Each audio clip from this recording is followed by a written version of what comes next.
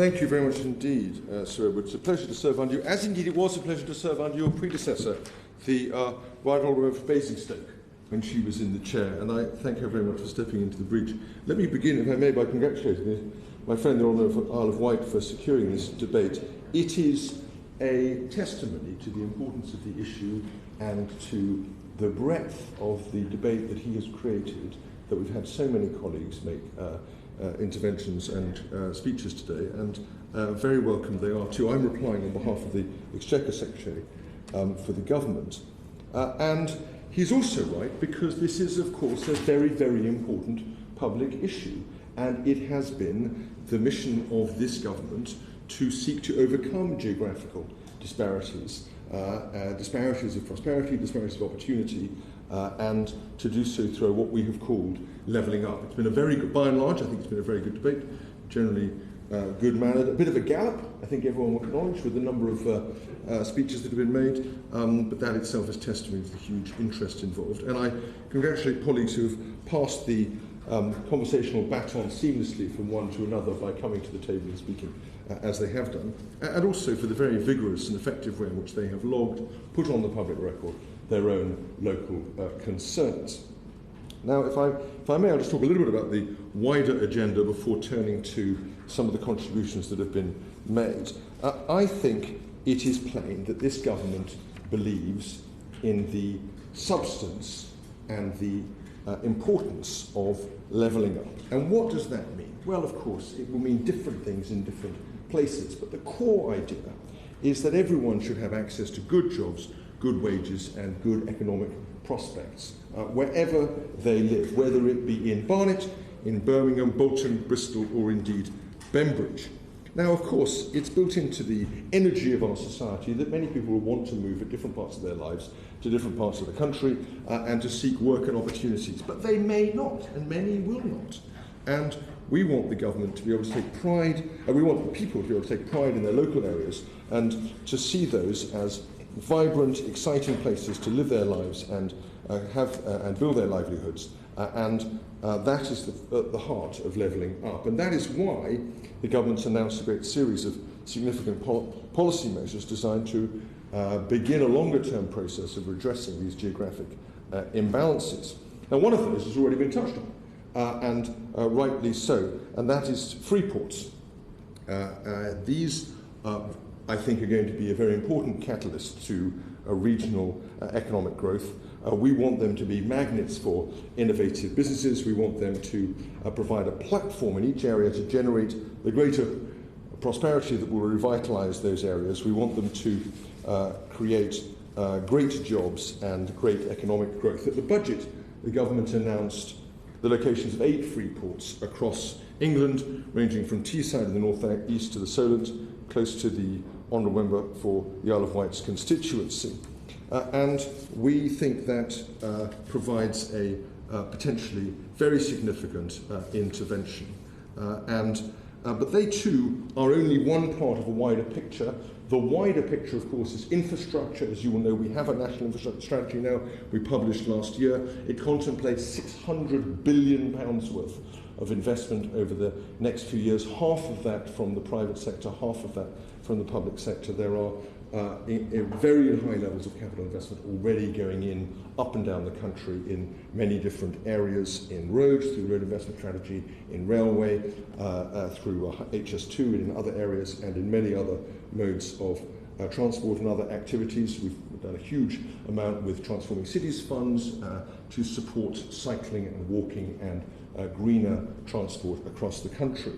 And, of course, that also includes the Towns Fund. Now, colleagues have been, one or two colleagues have been rather dismissive about the Towns Fund, and I think wrongly so. One cannot say, as one of our colleagues in this debate did, that there has been inadequate transparency, and then grumble when the details of the fund and the methodology by which the selections were made have been put on the internet for all to review and all to interrogate. And the fund itself is turning out to be a remarkably effective and interesting way to build a holistic local platform for economic growth, because it isn't something that it can be dominated by local authorities. It requires voluntary and private sector leadership to work with local authorities, and in doing so, to bring the best ideas to the table, to build long-term pipelines, pump-primed with some public money, but hopefully, and in many cases certainly, to be lasting for years after that. And I think it's going to prove to have been a very important intervention. It goes a long way to picking up the point that Reverend for Westmoreland made about the importance of supporting rural areas. And of course, I come from a rural area myself in Herefordshire. I'm keenly aware of that. He would also be aware that many of the effects of COVID are going to be, although they may be in some respects negative, they will also be positive, because they will be bringing people out of cities and often at earlier points in their lives to conduct effective, successful careers outside, no longer fettered by geography as they might have been, and to add new energy, new vibrancy to areas that are in many ways already vibrant themselves. And that's nothing but a good thing in many ways. I think it's also important to mention the work we're doing on the creation of the new UK Infrastructure Bank. That, I think, will be a very important intervention. We're going to announce the launch of it soon, but many details are already available for colleagues to look at on the internet. This is a bank that is designed to act as a cornerstone investor for infrastructure projects, to partner with the private sector, to partner with local government, to develop major infrastructure projects with the twin goals of green growth and levelling up, and also to act across government as a place to pool expertise so that people can pick up the phone and get a cross-governmental view of how projects should be financed. And I think that itself will be a very important role. And also to think of, to prep and to prepare important development work in sectors of green economic growth, which we haven't yet seen. For example, hydrogen for powering the next generation of transport, or potentially for home heating, carbon capture and storage, and the like. So I think the new UK Infrastructure Bank is going to be a very important element, and of course it itself will have about a third of its initial £12 billion in funding earmarked for local and mayoral authorities, and that itself will make a huge difference. And if we can, as we anticipate, then crowd in private sector investment, I think that will make a remarkable difference. It's very important not to talk about levelling up without mentioning some of the most important aspects of it, and they have to do with skills and training. And the Chamber will know of the work we've done on the Lifetime Skills Guarantee, on employer-led skills retraining, and indeed on apprenticeships. And they all point to a holistic approach designed to tie not just skills together, but skills and infrastructure and a local perspective that brings a fuller understanding of local needs to bear. Yes, of course, I'd be delighted to. And I thank the Minister for his very extensive response. That slightly brings to the fore one of the problems here, one of the questions. And when he stood up, he said, I'm going to answer to the Exchequer section or the economic section. But who is leading, or how is government going to deal with a coherent, integrated approach that brings in everything from landscape protection to stamp duty for second home owners to the skills and education agenda to the immediate economic progress? Who's dealing with that? Well, of course, he's right to point to this, and in many cases the core is going to be effective local leadership that brings the different elements together. He knows this as a Member of Parliament.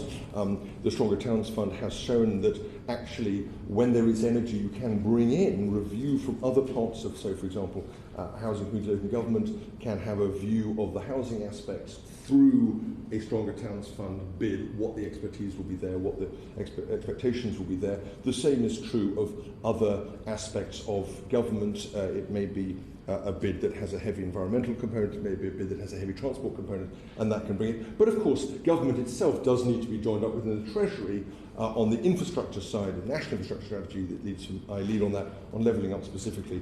It's the Exchequer Secretary, that's why she would be here under normal circumstances. She's in committee at the moment. But we talk very closely, as you might imagine, as the Honourable Gentleman might imagine, about this issue. Let me come on to some of the points that have been made.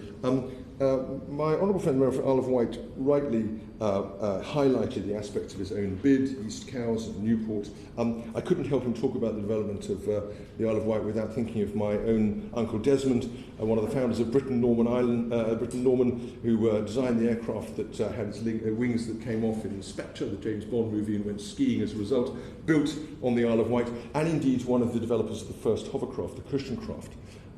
So I'm well aware of the technology and the genius of the islanders and the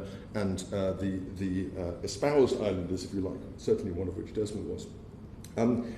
We had other, member for Bars East mentioned the importance of local authorities, absolutely right about that, and they have been a very important part of the Stronger Towns Fund bid, as we've seen. It's quite interesting that actually if you talk to and if you survey local opinion about the public services delivered locally, for whatever one may think about the local authority funding settlement, which of course has been very generous in the past year and before that in many cases, it has been a local authority funding settlement that has not led to a perceived reduction in public services. Quite the opposite. In many local areas, public services are regarded as having gone up over the past 10 years in their quality. My friend, the member for Waveney, talked about skills. He was absolutely right, and I thank him for that. The Honourable Lady for Basingstoke talked about the importance of women and gender equality. I thought that was absolutely right. I salute what she said. I'm very grateful to her for that. And that's an important part of levelling up. There's some wonderful evidence, as the House may know, from India, where they looked at the effect of women mayors in villages and women leaders in villages. And it turns out that, based on the regressions that the economists have done, women leaders in those contexts have been more cooperative, more effective, and less prone to forms of corruption than their male alternatives. So I think that's an important lesson we ought to reflect on as a chamber. The Honourable for Caithness, Sutherland and Easter Ross invited the ministers to bed and breakfast. Well, that's a very fine offer and will receive deep consideration within the Treasury. Thank you very much indeed for that. My friend, the Honourable member for Somerton and Frome, reminded us that Stonehenge would never have been built if they'd had to drag the stones down the A303. I fully concur, having been more or less parked outside Stonehenge, as with many others have. My friend, the member for Stoke-on-Trent South, talked about the bid he's putting in for the Levelling Up Fund, and I congratulate him on that. And I encourage all members to do that, because actually the Levelling Up Fund is going to be a very important national initiative. Member for Westminster and Lonsdale I've touched on already. I'm glad he noted the point about the cutting the loophole on holiday lets, because that was an important thing. I hope you also noticed the speed with which we acted on that, because the tax process is never an instant thing, but we've moved as quickly as we could, given the circumstances, to try to address that issue. And obviously, it's become a particularly important one in the context of COVID. Yes, of course. They did act swiftly. Can I say, when I first raised the issue, the gentleman who was the junior planning minister at the time is now the Chancellor of the Exchequer, so it took quite a long time to get to the stage where you made the announcement, but thank you anyway.